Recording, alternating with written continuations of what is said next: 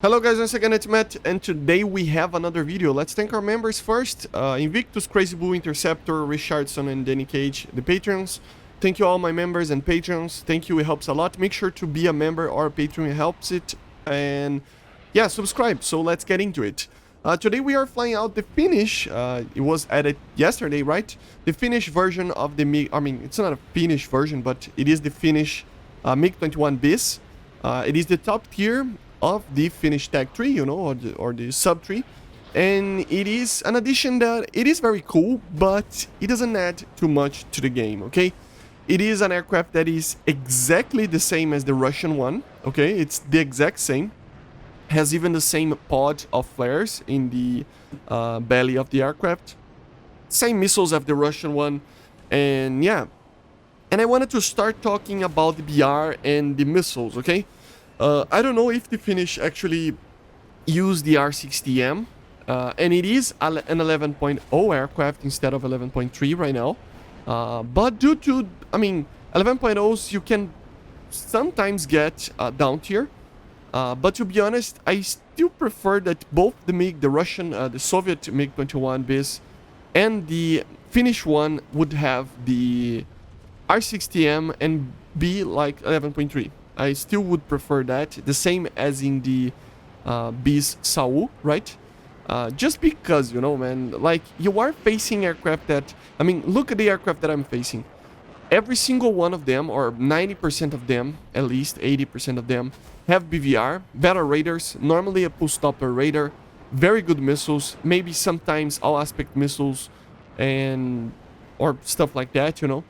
And you are stuck with an aircraft that doesn't have a radar, a proper radar, you know. It is a radar, but it is an old one that you barely use, you know, in the game. You are using normal R60s that like the flares like candy, you know. So, yeah, the R60M obviously has problems with R60, with flares as well. But at least it has a certain amount of IRCCM, you know, and that helps a little bit. Same way as in the AIM-9L and the MatAWG 2 have it in the game, you know. So yeah, that's the main thing, you know, that I think we should get the R60M for this aircraft, for both of them, and be added until in 11.3. As you see, you face a lot of F-14s, and you have to be smart about it. You have to evade Phoenixes. You have to fly low, because if you fly high, you will end up dying for a BVR missile without knowing. And you are not fast enough to deal with everything, you know. In a dogfight, yes, you can beat basically every aircraft if you are careful, you know. There are some aircraft in a raid fight or in a certain specific situations that will win from you, you know. But in a general manner, you are able to win most of the dogfights. And you have a dogfight missile as well, which is the R60M, which is one of the best missiles in short-range dogfight situations, you know. And then you have also the R13M1 that you can use for longer ranges engagements, you know, as you're going to see. I'm killing sometimes people with the R13M1 from 3 to 6 kilometers, depending on the target. So, yeah, it's not that it's not effective, you know, it's just that it's kind of handicapped, you know, it has its problems. And I think the R60M would just fix some of them, at least would give the bis a little bit more of a fighting chance against these aircraft that have a lot of BVR missiles and better radars and stuff like that, you know. But overall, it is a very good aircraft. As I said, there's not much to talk about, since it is an aircraft that is just the same as the Soviet one. So you have to treat it like a normal MiG-21, right? You have to just... normally, my strategy is to fly low and try to get people by surprise with the R13s. Or try to get them in a dogfight with the guns and R60s, you know.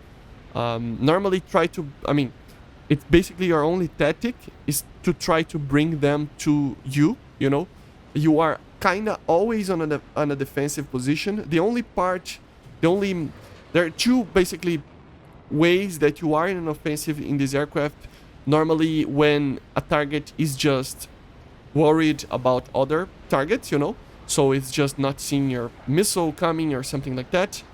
Or in a situation that you are getting somebody when you are alone, but the guy is just looking at the other in another direction, and you are flying low and he doesn't see you, and then you zoom climb and launch an R13M1. and then you get him by surprise, you know, from underneath or something like that. A very common strategy for MiG-21 pilots in the real world and in War Thunder as well. And yeah, that's basically the two situations that you're going to be on a technically an offensive position when somebody is not actually looking at you, which is kind of an odd thing, right? If you normally think about, you will have normally to be in a defensive position. You have to evade sparrows, evade phoenixes, and all sorts of missiles, and at the start of the match, and sometimes later as well. So you are always kind of pinned down, you know, you are always on a certain level of suppression, depending on the aircraft that you are flying. You always have to be careful and have the flare button right on your finger, like really have to be careful with that, because you are going to face aircraft that not only have all of that I said, but also has all aspect missiles, like the Mirage there had the Magic 2. So not only you have to be careful with radar guided missiles, as you see here. I am always on a defensive. I cannot go into a direct head-on because he's launching a missile. I cannot just attack him straightforward because he will launch a missile and I don't have a way to counter that. So yeah, you basically are always handicapped, as I said.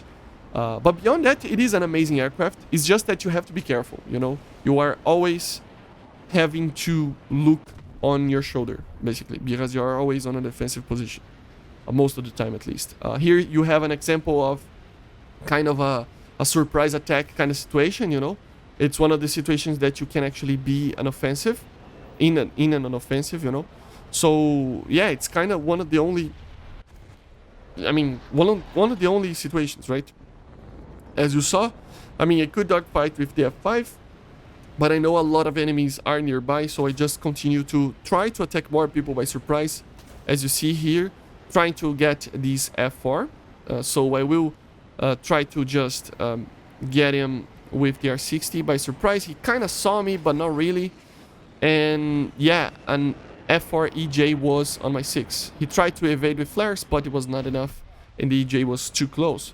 So yeah, as you see, the tactic is always the same, flying low, trying to get people that are flying high, but sometimes you just have to go in a defensive. Sometimes though, as I said, like most of the time. Look at the amount of missiles coming. You need to go into a defensive position because you are going to die if you don't. And then you have to try to kill somebody while doing that, you know. And yeah, that's not ideally the fault of guiding or even myself. It's just the nature of the MiG-21, you know. It is an aircraft that is developed on the 50s, basically, and 60s, you know. So back in that day, they didn't have much stuff going around like F-14s and aircraft like that, you know, or EJ Kais and stuff, or vegans. So you kind of have a... It's basically, if we get in the future, like, I don't know, MiG-29s and F-15s, and you are flying with an MLD. It's still going to be a very capable aircraft, but it is going to lack on certain things, right? So it's basically the problem of having an earlier generation aircraft. It's not the fault of the aircraft itself, it's just that it is such a new model of it, but it's still the same concept. So you are kind of stuck in the same kind of principle, you know. So you are losing for PBR, you are losing in dogfights, you're losing some kind of situations that it's not your fault. It's just the way that the design of the aircraft was made, and you cannot change that too much, you know. So yeah, don't be too sad if you haven't have had the most amount of great times flying these aircraft. It's just, especially the bis, you know. The earlier MiGs, you kind of depends on the pilot, but still it's easier MiGs to fly because you're fighting like a lot of sabers and stuff like that, but or even the SMT a little bit higher, you know, of DBR, but fighting like F5s, F4Cs, sometimes getting an up tier. But the bis just faces a lot of superior aircraft in general, you know, so you really have to be careful. But other than that, it is a very easy aircraft to fly. It's one of those aircraft, I mean, how did that happen, but it is something, some of those aircraft that you just hop on and fly, you know. It's a very easy aircraft to fly. The more we go into the future and the more we go into the more advanced aircraft, the harder it will be to fly this aircraft. And that's why we kind of, as I said on the beginning of the video, I think we need the R60M, you know. Here we have a kind of a weird situation. We have a down tier, so a lot of Su-25s and stuff. And yeah, I'm just trying to kill everybody. And even here, it's kind of problematic because you are fighting aircraft that have R60Ms, you know. And sometimes you are lucky enough to be alive after a hit like this, but normally you will end up dying. So it's a problematic situation, right? So as you see, the Su-25 is just too strong for my cannon, obviously. And yeah, the Su-25 needs a BR change, right? It's just weird to see in a 9.7 BR. I mean, here, sure, all right. That's even a weird situation, right? It is still... Is it still 9.7? Why am I facing a Su-25K here? Isn't it a 9.7 aircraft? And I mean 11.0 aircraft? That's kind of weird. I didn't think about that. I'm just thinking about it right now. Why am I facing... it's probably squadrons, right? Yeah, it's the only explanation. But there were so many of them. It was like 3 or 4 of them. Kind of weird, right? But yeah, these aircraft should not be facing Su-25s if the Su-25 is 9.7, right? So yeah. But eventually, as you saw, my engine was dying. So I just had a problem in the end of the life of the engine. So yeah, I got shot before and the engine was dying and I didn't realize fast enough. So yeah. But basically this is it, guys. I hope you enjoyed the video. Let me know in the comments if you like this aircraft, if you're trying to get it. If it's worth it, to be honest. If you are a Swedish main, probably it is. But other than that, probably not, right? So see you guys on the next one. And bye.